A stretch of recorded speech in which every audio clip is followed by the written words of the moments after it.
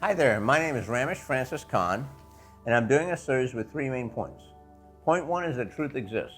I'm going to show you how the galaxies, that is the big picture, the scriptures, that is the written picture, you, human nature, the living picture, and theology, that is a thought picture, all tell the same story. My second point to this series is that your life has purpose and meaning. Your life is worth living, and I'm going to show you how you're in a linear dimension of time and space, and that you can know for sure that there's purpose and meaning in this universe. I'm going to show you through archaeology, history, prophecy, numerology, typology. Hang in there with me. This is going to be an amazing study. It'll be one of the best hours of your life you've ever spent. And point three is I want you to enjoy your life. I want to encourage you to develop a relationship with a God of your understanding. I'm not here to tell you who God is or make any moralistic proclamations. Welcome to part two of the theory of everything, with three main points. Point one, truth exists. Point two, your life has purpose and meaning. And point three, God is worth discovering. Are you okay with that?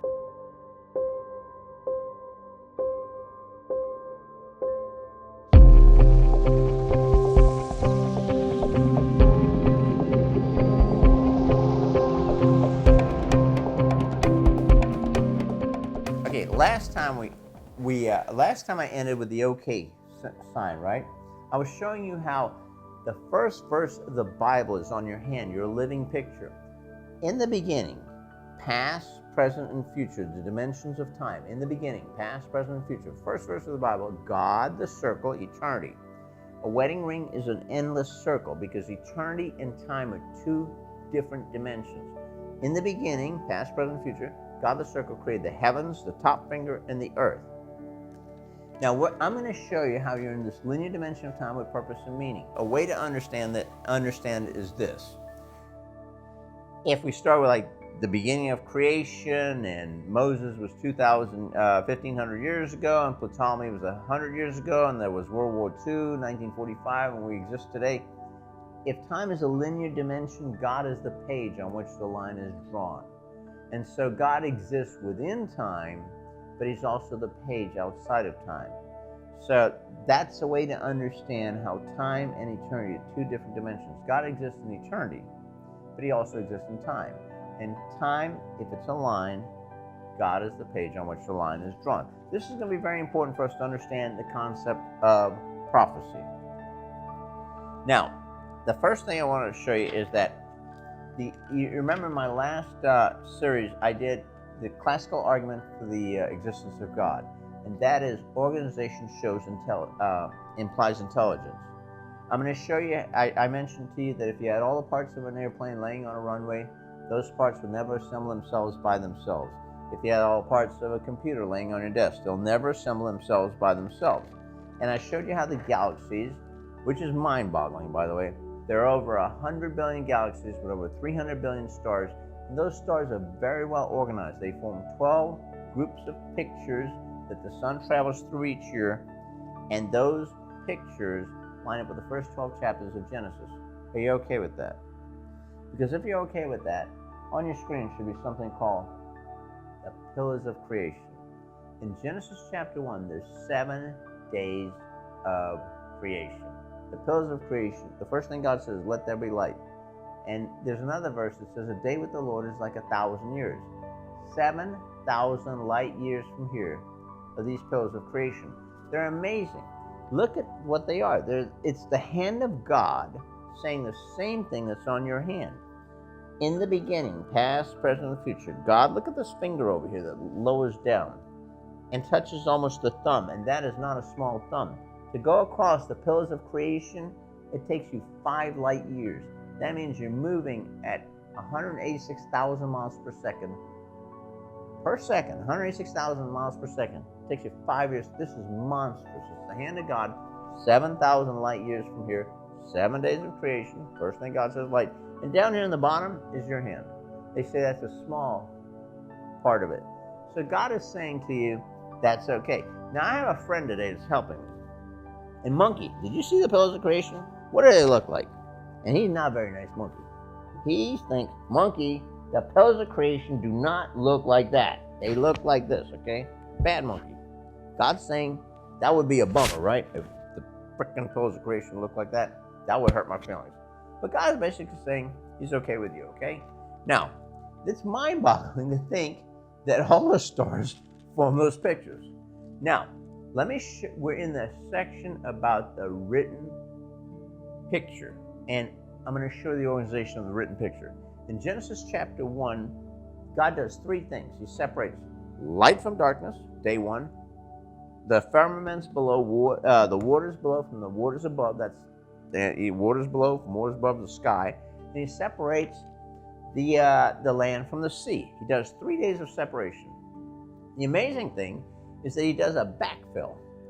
In day 4, he creates the sun and the moon to backfill light and darkness.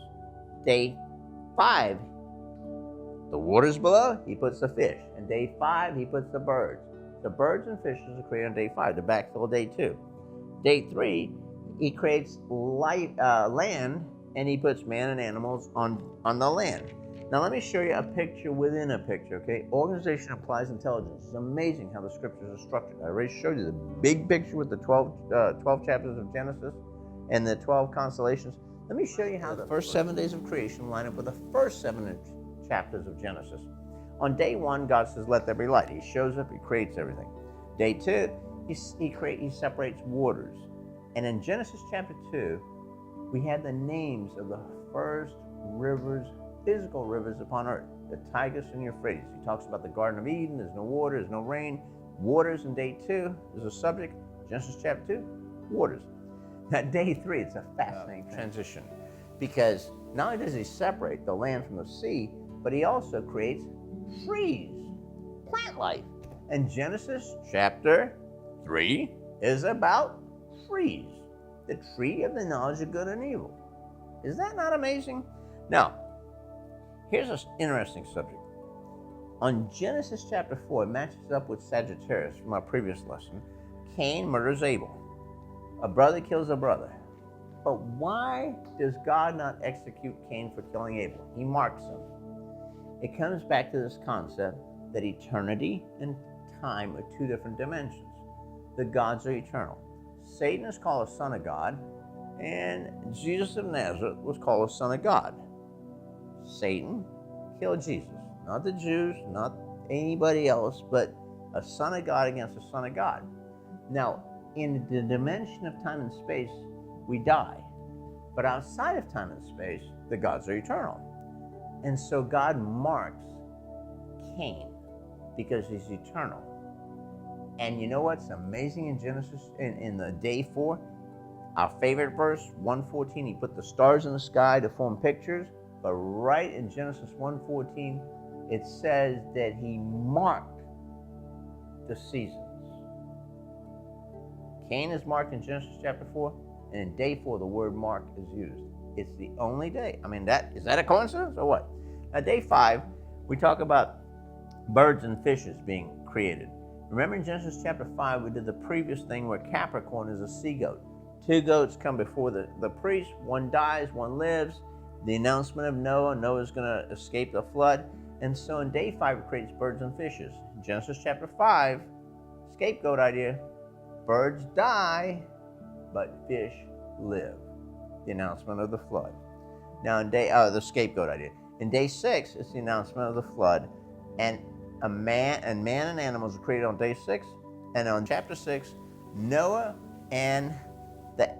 builds an ark for the animals, for a family of men, his sons and daughters, to escape the flood in a boat. Now, in Genesis chapter 7, verse 22, it says this: everything with the breath of life died.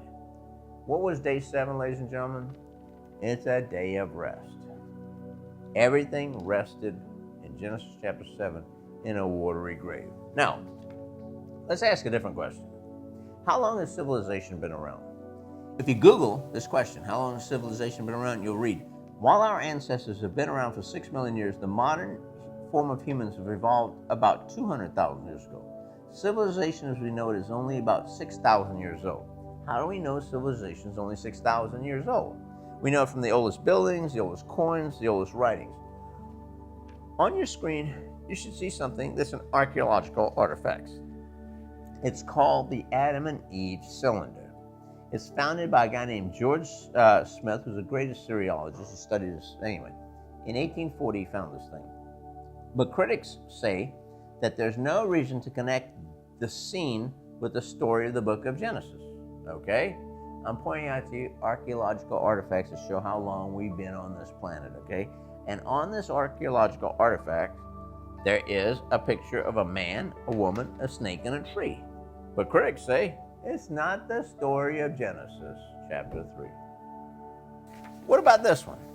In 1932, E.A. Spears of the University of Pennsylvania discovered another seal near Nineveh, where those rivers are named in Genesis chapter 2 of the Garden of Eden is. And look at that seal. On that seal, you have a naked man, a naked woman, both downcast, both oppressed, and in the background of the seal, it's broken, you'll see a serpent. Oh my gosh. A snake right there. Now, if you don't believe that's Adam and Eve, first man and first woman, who are they? Let me ask you a different question. Since there's about 7.4 billion people on this planet right now, and about 2,000 years ago, there were only 4 billion, 300 billion, you know? So in the last 2,000 years, we've added 7 billion people, and you keep going back, there's less people. Do you think there had to be a first man and a first woman? Monkey, do you think there had to be a first man and a first woman? Monkey says yes. I mean, even a monkey would agree that there had to be a first male and a first female, right? Now let me read to you this thing again very carefully. And now I'm going to question ideas of where we come from, because I'm going to get to the fun part, okay? Let me get through this groundwork, but I'm going to show you that we are in a linear dimension of time and space. No guesswork. But right now, I'm going to show you how people start speculating about things. It says, while our ancestors have been around for 6 million years, the modern form of humans evolved only 200,000 years ago. Okay? We evolved. Let me ask you this question. If we evolved, did the male Homo sapien or the female Homo sapien evolve first? And if you answer that question, you're a dummy. Because you know what? You need a male and a female to create a Homo sapien at the same time. So I'm going to ask you a question again. Which came first, the male or the female? How do you know? And let me ask you a different question. Have you ever noticed that men and women are very different in their reproductive organs? Homo sapien men and Homo sapien females? And we came from Homo, so it's a theory, okay? Starting 1859. I do believe in the survival of the fittest. I do not believe in coming from a common origin. I believe in questioning everything I'm taught. And this idea of evolving is an insane idea. What is the mechanism? The mechanism is mutations. Mutations are almost always harmful. Have you ever noticed a favorable mutation? In my neighborhood, there's a 3-legged dog. There are a bunch of 4-legged dogs. If a lion is chasing those dogs, the 3-legged dog will get eaten. Name for me one favorable mutation you've ever seen, that you've observed. I'm not talking about theory. I'm talking about what you've observed. And here's the point. Homo habilis gave birth to Homo erectus, that gave birth to Homo sapiens. How fortuitous. Through a system of mutations, you're going to have a Homo habilis, male and female, mutate in a Homo erectus, male and female. What would cause these reproductive organs to be mutated differently at the same time? Because you need Homo erectus to mutate into Homo sapiens. All right. All I got to say is, look, if you believe in the theory of evolution, that's fine, and you're allowed to. You can believe in whatever you want to. I'm not here to beat you up. I'm just here to ask you to question what you believe. There are many good people that believe in God, that believe in these theories. I don't believe in the theory of evolution. I think it should be questioned. If you do believe in it, and you believe in a common origin, you're going to have to connect all the fishes, all the birds, all the plants, all the animals together, okay? And let me ask you this. Did the trees create the fish? And the fish crawl out of the sea and became a mammal, and the mammal sprouted a wing and started to fly? I mean, is that not a great fantasy? You expect me to believe it? And I've never seen, and by the way, okay, you're going to say about the dead bones, the fossils, okay? Look, the fossils are there, and I believe in the fossil records. I point out how the Genesis flood created the fossil records. But I've been to church and I've seen people paint a picture of the angel Gabriel. That guy is in church. The guy has no clue. That's not what the angel Gabriel looks like. I've been to the universities and I've seen them paint a picture of Homo habilis, Homo erectus, Homo sapien. Look, they find a dead bone and they say that this dead bone looks like this. And then this dead bone that looks like this created this dead bone that looked like that. And this dead bone that created that, it looked like this, created this dead bone that looked like that. Has anybody ever observed a new species occurring? No. Species are disappearing every day, not occurring. We did not come from a common origin. And for me to pay for somebody to teach me that a dead bone gave birth to another dead bone that looked like this, gave birth to another dead bone, because I had to pay for my son to go to school. Yep, U of F. Anyway, it's insane. I've never seen a dead bone give birth to anything. And I never will. I hope I don't. Hope you don't either. Dead bones don't give birth to anything. It's a theory. Now, let's move on. This other line, the reason I'm hitting this here, because I want you to understand there are people that speculate about where we come from. And I'm going to show you in the back end of this absolute documented things that you could go touch and see and understand that there's purpose and meaning in this universe. Now, they go, our ancestors have been around for 6 million years. Where do they get that from? It's something called radiometric dating. The use of radiometric dating, it was first discovered in 1907 by a guy named Bartram Fullwood. And if you Google it, it'll say this. It is now the principal source of information about the absolute age of rocks and other geological found formations on the Earth. The absolute age of rocks. Somebody can tell me through radiometric dating the absolute age of this rock. That is amazing. Monkey, what do you think of that? Some guy at a university can tell you the absolute age of a rock. Isn't that amazing? Okay, monkey thinks it's amazing. Let me ask you this though. Before we get to that point, remember I always tell you, question everything you're taught. Bring in the guy from the bagel shop. No, the other Einstein, not the bagel shop guy, the other guy. Remember Einstein pointed out E equals mc squared? And that shows that time delineates. Time does not flow at an absolute rate at all places. It depends upon speed.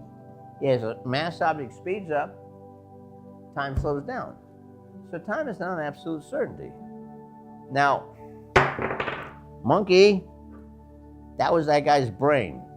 You drop the guy's brain that thinks he knows for sure the absolute age of this rock. You're a bad monkey. Let me ask you this question. Why did monkey drop the brain, your brain? Because if you think you know the absolute age of this rock, monkey just dropped your brain. He was not very happy about that statement. Bad monkey. Go back over there. Now, the reason he did that is because the big rock, that is the Earth, pulled the little rock to itself. That's called gravity. But check this out. All the big rocks in the universe, the galaxies, are flying apart. And why is that happening? Because we discovered something called dark energy. The big rocks, the planets, should all be pulling themselves together, just like the big rock should pull the little rock. But they're flying apart.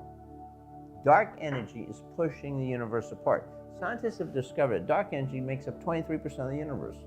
There's also something called dark matter. It makes up 73% of the universe. And no one understands the physical laws of these two entities, dark energy and dark matter. They make up 96% of the physical universe. Now, if nobody understands 96% of the physical universe, somebody's going to tell me they know for absolute certainty the age of this rock and the 4% of the universe that we exist in. And remember, in the book of Genesis, God works from darkness to light, evening to morning. What a fascinating concept. First thing God said is, let there be light. And 96% of the universe is darkness, dark energy, and dark matter. Who are you going to go with? Up to you. Let's move on. The third problem with this idea of carbon dating or radiometric dating is that it doesn't work. And the reason I'm hitting dating because it's going to deal with some archaeological artifacts that I'm going to deal with later. And look at this article. It says, look, a freshly killed seal was C4 dated at 1300 years.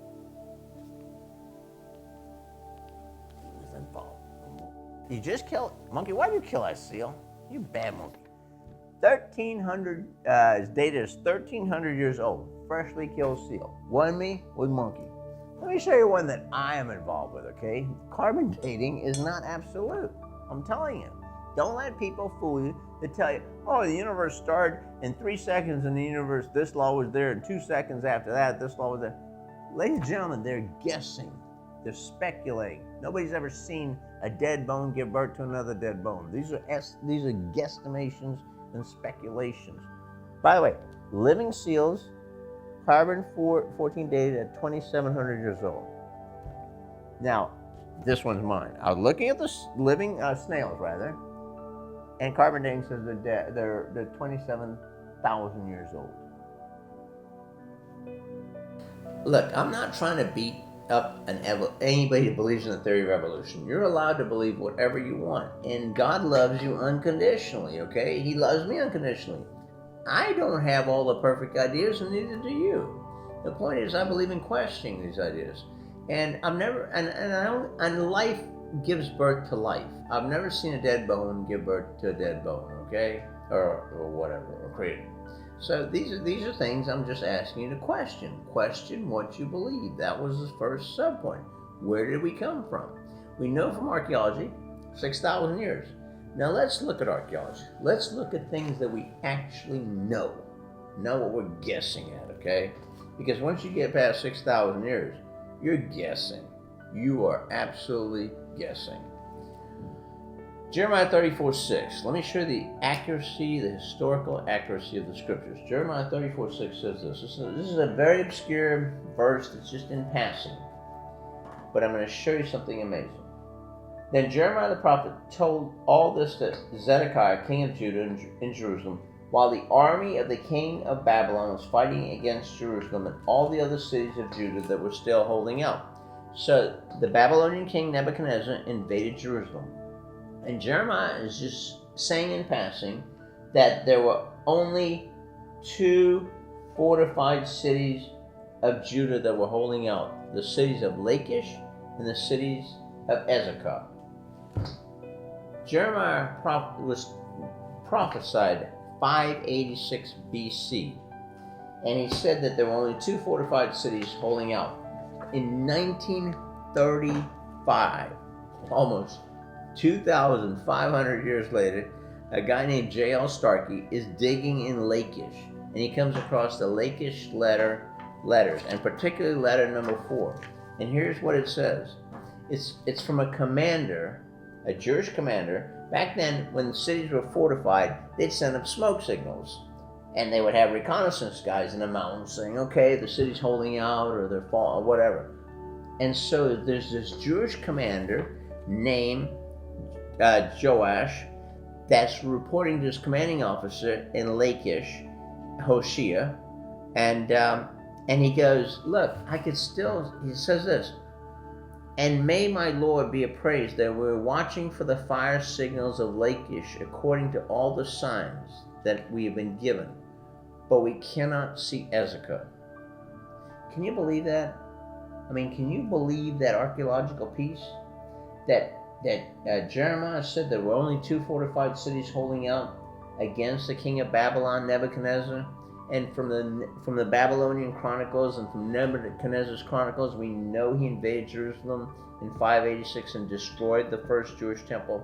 But can you believe that in 1935, this occurred in 586 BC, 1935, John L. Starkey finds the Lachish letters, and you should have a picture of them on your screen. And Lachish letter number 4 says that the commander cannot see Ezekiah.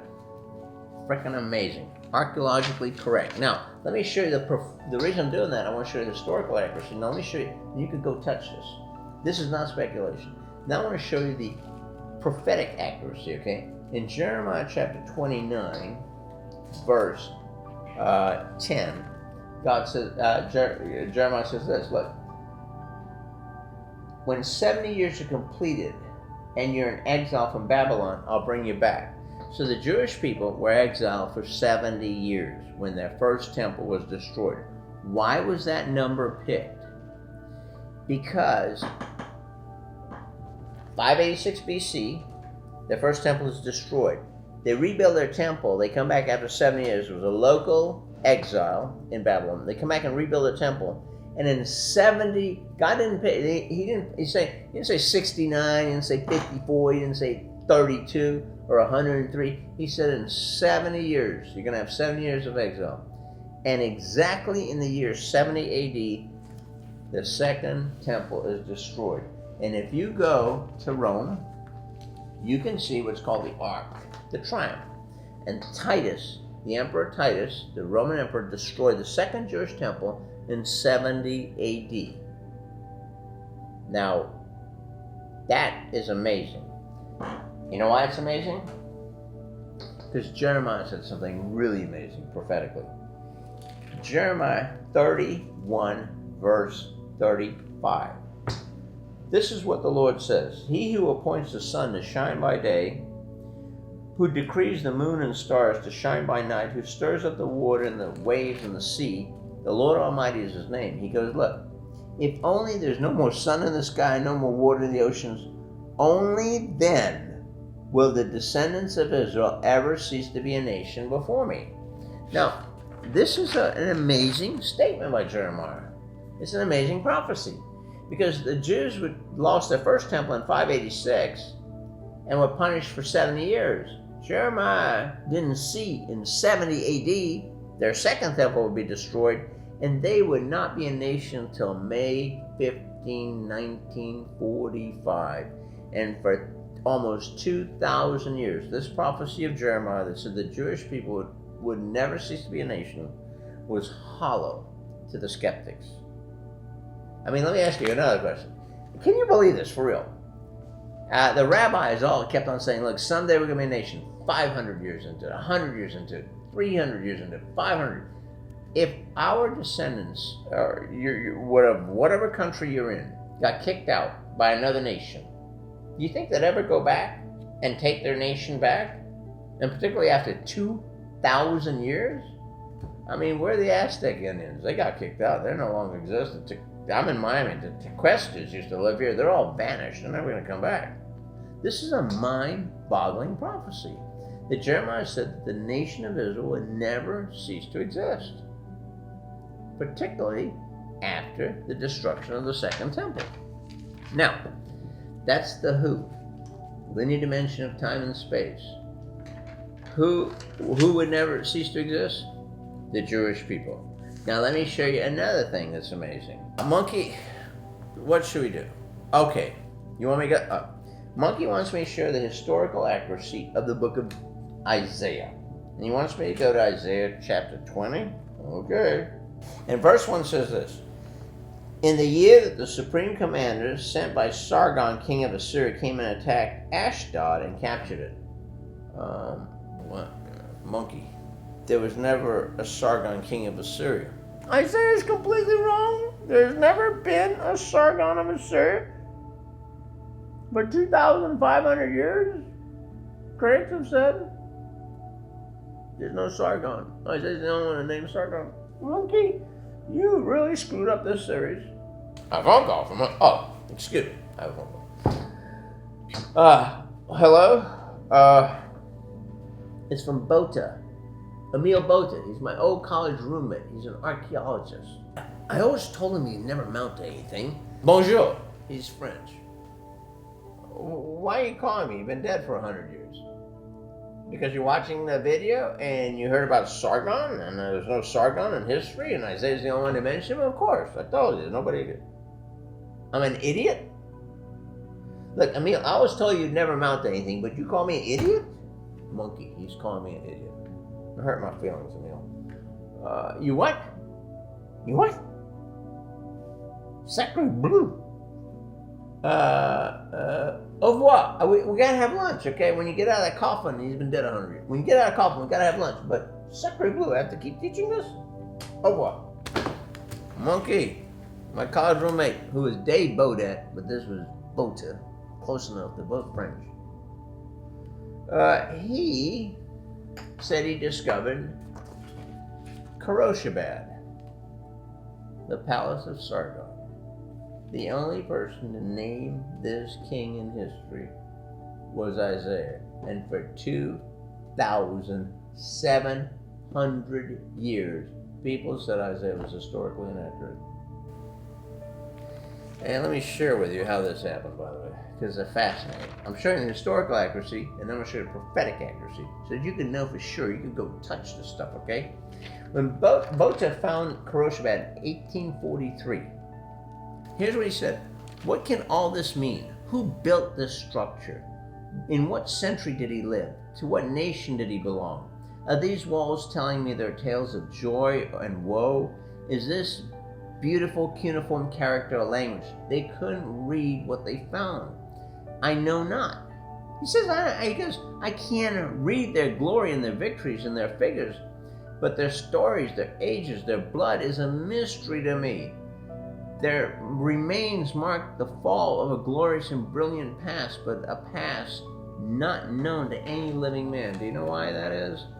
Because it took Henry Rawlinson 10 more years to crack Assyrian cuneiform, and for us to realize that Isaiah, who named Sargon, built this palace in Khoroshabad, the only Assyrian king to have his palace in Khoroshabad. Freaking absolutely amazing archaeological evidence. But here's the real amazing part of Isaiah. Isaiah 11:11. I want you to get this now.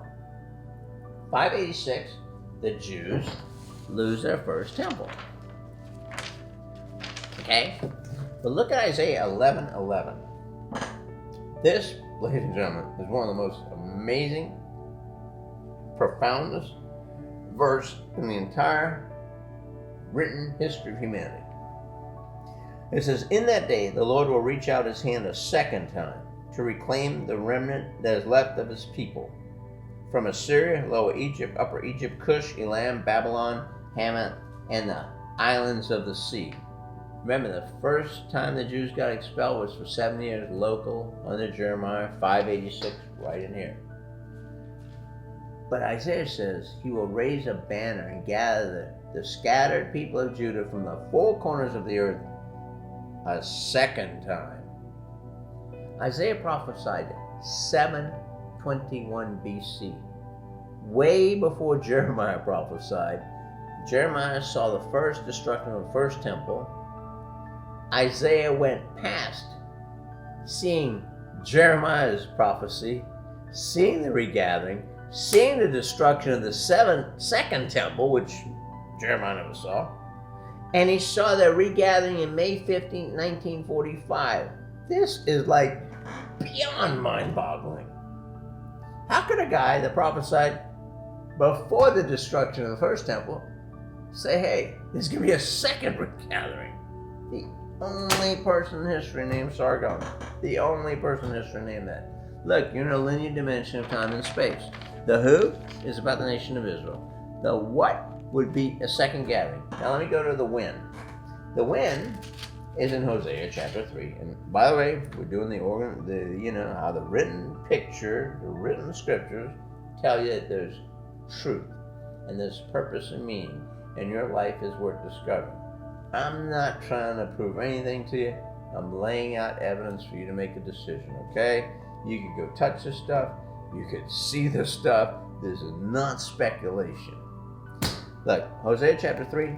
Hosea, by the way, Hosea prophesied at the same time as Isaiah. And we know in chapter 1 it says during the reigns of King Hezekiah. And here's what Hosea says. The Israelites will live many days without king or priest or prince or stone or government. It goes in verse 5, afterwards the Israelites will return to seek the Lord their God, their king, and they will come back to their land in the last days. So Jeremiah said it's about the nation of Israel, the who, the what. Isaiah said it's a second regathering, and the when. Hosea said that. Let me share with you one little bit of archaeology about Hosea. Hosea prophesied during the time of Isaiah, and Isaiah and King Hezekiah fought against a guy named Sennacherib, another Syrian king. I mean, these are Syrian kings. They're from Persia, by the way. I'm not picking on anybody. But there was a record of this king, Sennacherib, and the record was found by the British, and so it's called a clay prism, confirming Hosea's archaeological accuracy, Hezekiah. And so it's in the British Museum. It's found in 1840. Then the Americans find a copy of the same clay prison where Sennacherib attacks Jerusalem, and Hezekiah and Isaiah's name in that, King Hezekiah in particular. And so it's in the American Museum in Chicago by 1935. Well, the Jewish people are like, hey man, we're the guys that beat this Assyrian king, Sennacherib. We got no record of this. This is true as that. It's funny as hell too. Only this could happen to a Jew. The curator, and I'm making this part up, but the rest of it's historically accurate. The curator of the Jewish Museum goes, look, we got no record of this King Sennacherib, but the Americans do and the British do. His wife goes, give me the American Express card. He goes, where you going?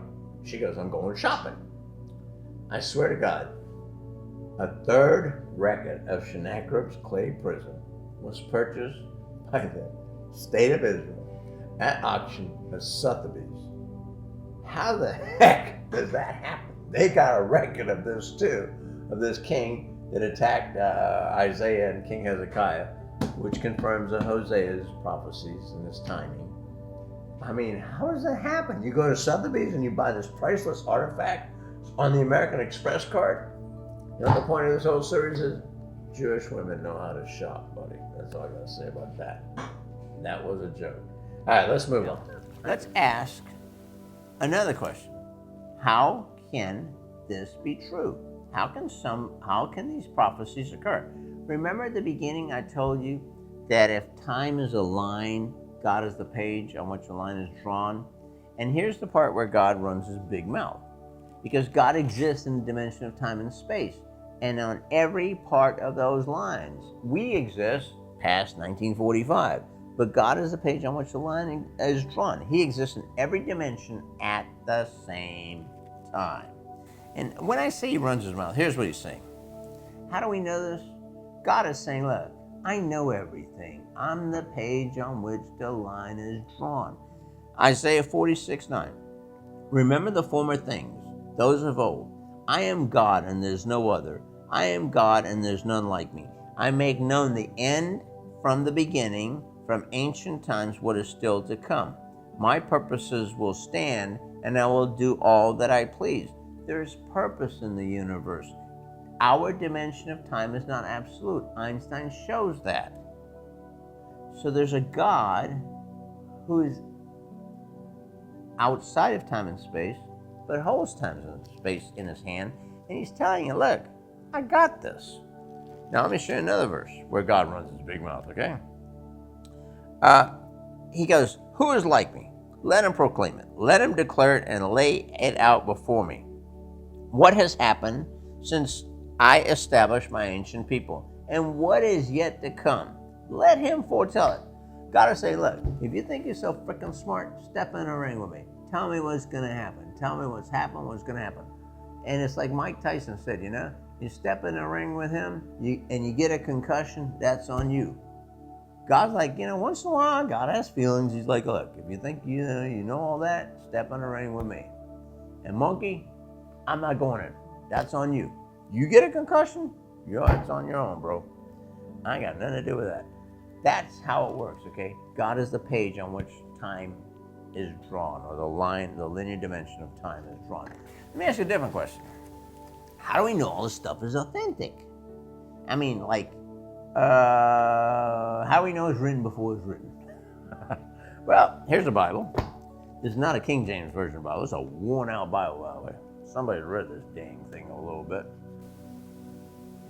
Didn't do you much good, did it? Anyway, King James Version was written in 1611. You could see that these prophecies were there. You could go back to Latin Vulgate, 400 AD, and you could see these prophecies were there. But really, let's do something else. People say that there are many errors in the Bible. It's been translated many times. You know what? Stupid people make stupid statements. And That's one of the stupidest statements I ever heard. You know why? Because enter into the conversation what's called the Dead Sea Scrolls. The Dead Sea Scrolls were discovered in 1946, and they are a text of 981 texts. And every single book of the Jewish Old Testament is in the Dead Sea Scrolls. And they are in the original Hebrew, okay? If you could read original Hebrew, on your screen should be a picture of the Great Scroll of Isaiah. And if you could read original Hebrew, 2,700-year-old Hebrew writings of Isaiah, with, remember, Sargon, the only guy to name Sargon? If you could read it, you don't need to translate it. So when you say the Bible's been translated many times and it's full of errors, it's because you're stupid. And so am I, because I can't read Hebrew. That's why I'm glad, ancient Hebrew, that's why I'm glad they translated for me. But I'm not going to make such a stupid comment to say it's full of errors. Go read the original records. By the way, carbon dated. You know my favorite thing, right? Carbon dating. You know how much I love carbon dating, right?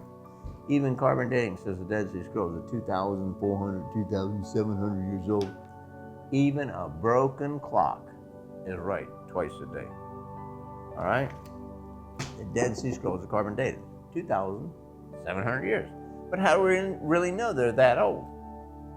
From coins, from pottery, from the way the writings are. And if you want to go read it, you got 22 copies of the book of Isaiah that tell you that Israel will come back a second time. You have 6 copies of the book of Jeremiah. How many copies do you need that are 2,700 years old to tell you, or 2,600 years old or whatever, to tell you that Israel would always be a nation? How many copies do you need for real? Is that not amazing? So, I've shown you the authenticity of the Dead Sea Scrolls, right? I've shown you that the Jewish nation would always exist, a prophecy, that they would come back a second time, another prophecy, when, how, who, what, when they would come back, last days, how we can know this, because God exists in all dimensions of times. I've shown you the authenticity of the scriptures. In other words, you go touch the Dead Sea Scrolls. I've shown the historical accuracy of the scriptures. That is the Lachish letters, the letters about Sargon, Sennacherib, Sargon, Isaiah. I picked those. Look, I could show you so many archaeological things, and the Bible could bury you in archaeological accuracy, okay? I've shown you prophetic accuracy with Jeremiah and Isaiah. Now, I've shown you the organizational unity of the scriptures, from the galaxies in the first 12 chapters of Genesis to the organization of Genesis chapter 1 and the organization of Genesis chapter 1 with Genesis chapter 1 through 7, the first 7 days. Now, let me show you one last point. The pictorial accuracy. And I lied to you. Monkey made me do it. You guys remember in the first lesson, I lied to you. I told you the sun went through 12 constellations. And it really didn't go through 12 constellations, it went through 13. This one, Ophiuchus. And I pointed out to you that this is really the key verse of the first of the chapter 3. That in 3:15, God said, look, to Satan, I will put warfare between you, Satan, the serpent, and the woman, between your seed, that is the man, the promised Messiah, and her seed, and your seed, the Antichrist or whatever. And you, Satan, will strike his heel, and he will crush your head. Now remember that the healing god, Ophiuchus, is standing on Scorpio, that which bites, and Sagittarius, that which causes death and murder. And the prophecy was that the healing god will crush your head. Ladies and gentlemen, I don't know if you noticed this in the last one, there's a club right here. It comes from the god-man Hercules. And it's about to swing up and smash the head of that serpent. I omitted that because I want you to question everything you believe, including what I teach you. I lied to you. There was one book of the Bible, the Old Testament, that was not included in Dead Sea Scrolls. An omission. Just like there was an omission on the second day, where God not see was good, because the firmament above would rain down upon man and create the Genesis flood. You didn't see it was good. There's one book in the entire Old Testament that was never found in the Dead Sea Scrolls. It's the Book of Esther. And why? Because the Book of Esther has an amazing mission. It's 10 chapters long, thousands of words, and the word God, the letter G-O-D, is not in the Book of Esther. Why is that? Because the Book of Esther is a story, and by the way, Esther and Mordecai are historical people. They're buried in Iran. You know, people say, oh, it's a myth. This person never existed. Let me ask you something. And they pick on Job and the prophets and other people. But you don't bury people in tombs that didn't exist. Ancient people are not that stupid. They don't go, well, there was never Queen Esther. There's never Prophet Job. And so let's build a tomb for people that never existed. I'm like, just like, you know, a snake, a man, a tree, a woman. Not the story of the Garden of Eden. All right, let's keep going. Look, Esther is the only book in the Old Testament that's not found in the Dead Sea Scrolls. And Esther is that's an omission. And there's another omission. The word God is not in Esther. And why is that? Because the Dead Sea Scrolls were found in 1946. And the Book of Esther is about an attempted genocide of the Jewish people by a guy named Haman. A guy named Hitler. In 1945, the World War II ended. We ended the attempted genocide by Adolf Hitler upon the Jewish people. And the next year, we discovered Dead Sea Scrolls. Why is that? Because God in history said this to the Jewish people. In the Book of Esther, I will deliver you from an attempted genocide by Haman. But my name will not be in the book, because in the camps of Auschwitz and Dachau and Treblinka and Birkenau, on and on, God was there, but he was silent. He allowed that genocide to happen. But after it happened, within 3 years, the Pillars of Creation would give them their nation. May 15th, 1948. So that book was no longer necessary. The same picture is with the 3 Hebrew children in the book of Daniel, where they're thrown into a crematorium, but they were delivered from the fiery furnace of Nebuchadnezzar, but not from the furnaces of Auschwitz and Dachau, and on and on. The same stories in the book of Job. Job suffered a decimation of his entire family. A fire came down from heaven. Holocaust. The word Holocaust means holy burnt offering. And Job's family and his servants were wholly burnt. He was decimated. And Job did everything right. The Jewish people did not deserve what happened in the Holocaust. They served their God Hashem to the best of their ability. And this is linear prophecy. This is linear dimension of time and space. There is purpose to this existence. And so they served God and went through that.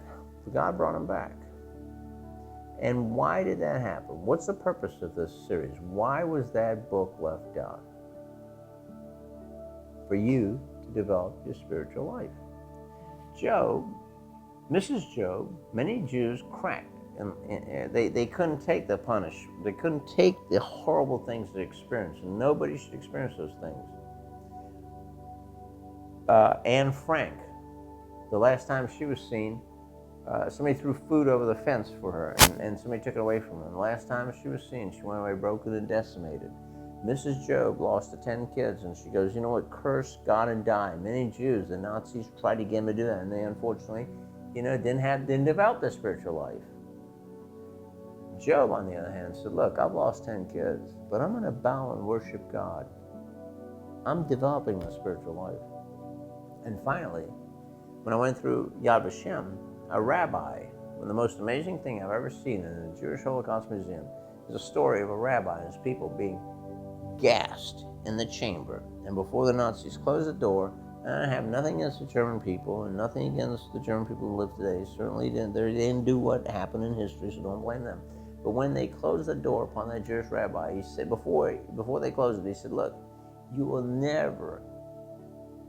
never cease to be a nation. He held on to that promise. In those gas chambers, is that not amazing faith? And they sang hymns to their God as they are dying. You have a choice, ladies and gentlemen. You have a choice to believe.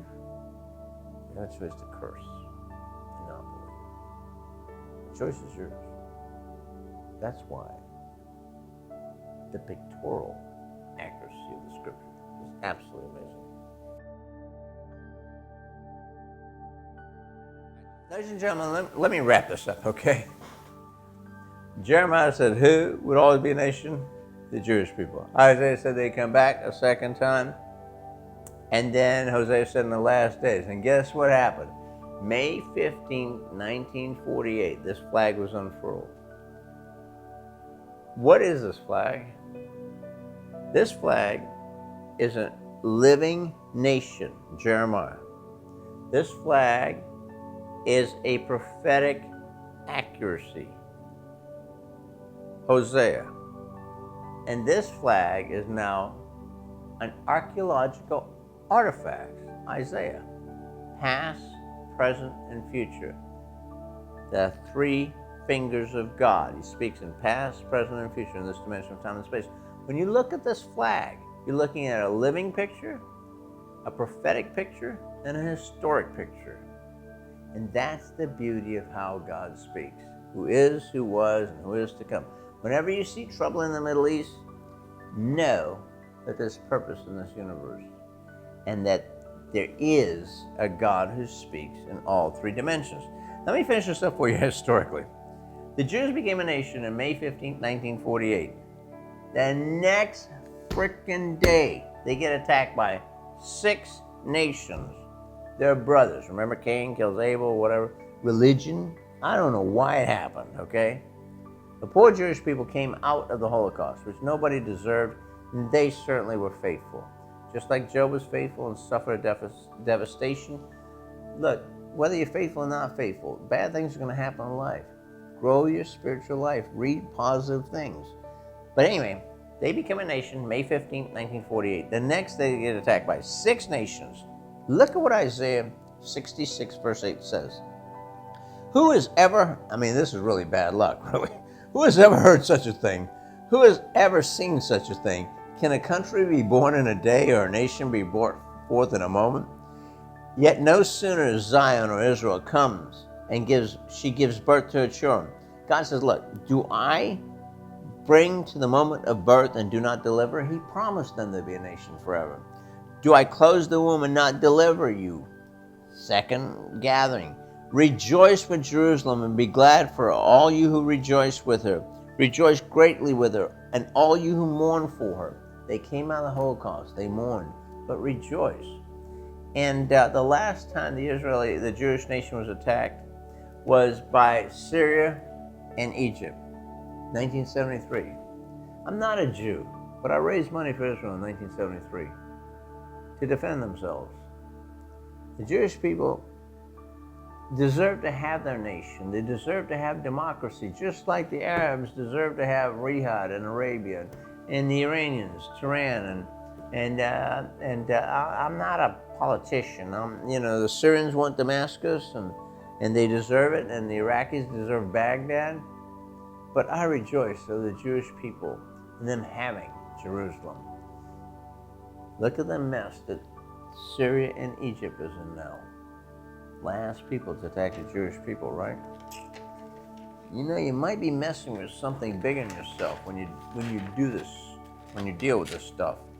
All right, let me wrap this up in a bow for you. The scriptures, the Dead Sea Scrolls, the announcement of the Dead Sea Scrolls was on April 11, 1948 by a guy named Millard Burroughs by the American School of Oriental Research. Although the scrolls were discovered from 46 to 56, the official announcement was April 11, 1948. The Jewish nation announced their independence on May 15, 1948. Remember the constellation Sagittarius, constellation of death and murder? You know how long it takes the sun to go through the constellation of Sagittarius? 33 days. Who's the most famous person to ever been murdered in history at age 33? It would be this guy. The Jewish prophet Jesus of Nazareth was murdered at age 33 by the Romans. He says it himself in Isaiah and in Luke 18:31. He says, look, the Gentiles are going to crucify me, and I'm going to raise on the third day. And Sagittarius, it is a house of death and murder, and takes the sun to go 33 days through that house. Who's the most famous person as a prophet to be murdered? Jesus of Nazareth. And if you don't believe that Jesus of Nazareth was a prophet and they were raised from the dead, by the way, that Shroud of Turin, I'm going to finish up with that real quick. But let me read to you this final prophecy of Isaiah 53. Remember, Isaiah wrote 721 years BC. He goes, look, who has believed this thing, this message that I'm telling you? He will grow up before God like a tender shoot, like a root out of dry ground. He has no beauty or majesty in him to attract us to him. Nothing is in appearance that we should be desiring. He was despised and rejected by men, a man of sorrows, familiar with sufferings. Like one from whom men hide their faces, he was despised and we did not esteem him. Peter's best friend ran away from him. Surely he took up our infirmities, carried away our sorrows. Yet we consider him stricken, smitten by God, smitten and afflicted. He was pierced for our transgressions, crushed for our iniquities. The punishment that brought us peace was upon him. This is a picture of the Shroud of Turin, ladies and gentlemen. It's the greatest archaeological artifacts there is on Earth. The greatest. Although this is a great archaeological artifact, because past, present, and future, this thing fits in to everything we know about the universe. Because the images on this are dark. The light images are dark, and the dark images are light. You can't see this picture with your naked eye. In 1988, it was carbon dated as a forgery. Oh, you know how much I love carbon dating, right? Okay. Now, in this Shroud of Turin, you can't see the picture. You can't see the image. But when you take a photographic negative, you see a guy that's been crucified with thorns, lacerated shoulder, carrying a cross, pierced in the hand, stabbed in the side, beaten on the back, bruised on the knee from falling, and pierced in the feet. Photographic negative. God works from darkness to light, evening to morning. This is what's called an event horizon. No one can explain how the images are upon this shroud, this piece of cloth. No watermarks. It's a forgery of what? Jesus Christ? Well, that's not a bad forgery. A forgery. Okay, monkey. You hold on to their brain again, buddy. Sorry. Okay, let me finish up. Look, we all like sheep have gone astray. Each of us has turned his own way. God has laid on him.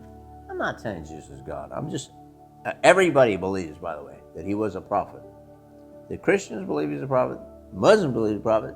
And many Jews believe he's a prophet. And many other people. I'm not telling you Jesus is God. I'm just suggesting to you that you really, really, really consider this information. He was oppressed and afflicted. He didn't open his mouth. Remember, before Pilate, he didn't open his mouth. Isaiah wrote this 700 years before Christ even showed up. By oppression and judgment, he was taken away. And who can speak of his descendants? Jesus had no descendants. He was cut off from the land of the living. He died violently.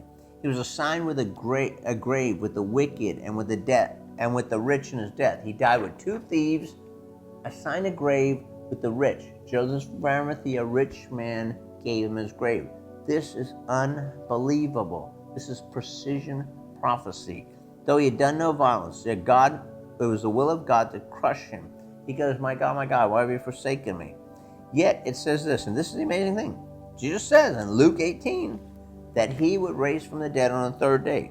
And Isaiah says, after this guy who's been in the grave has suffered, he will see the light of day. Whoever was in this cloth, ladies and gentlemen, did not remain in this cloth. It's a photographic, this is a photographic negative, a three-dimensional picture of someone that's called an event horizon where laws of physics change. F equals ma, as a mass object speeds up, the laws go to E equals mc squared, and as it goes past that, this is where dark energy, dark matter, and our regular universe meet. Right before this guy came out of this cloth, before he opened his eyes, he left this photographic negative. And I have a feeling, just like the Dead Sea Scrolls is the past, and the nation of Israel is the living, past, present, whoever was in this cloth came back to life. Nobody, B-O-D-Y, decomposed in this cloth. We haven't heard the last from the living picture. You think about that, as a friend of mine would say.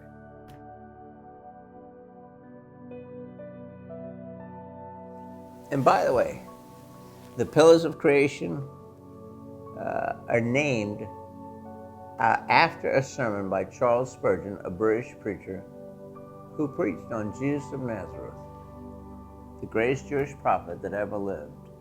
Are you okay with that? Oh, not that again. Have a great day.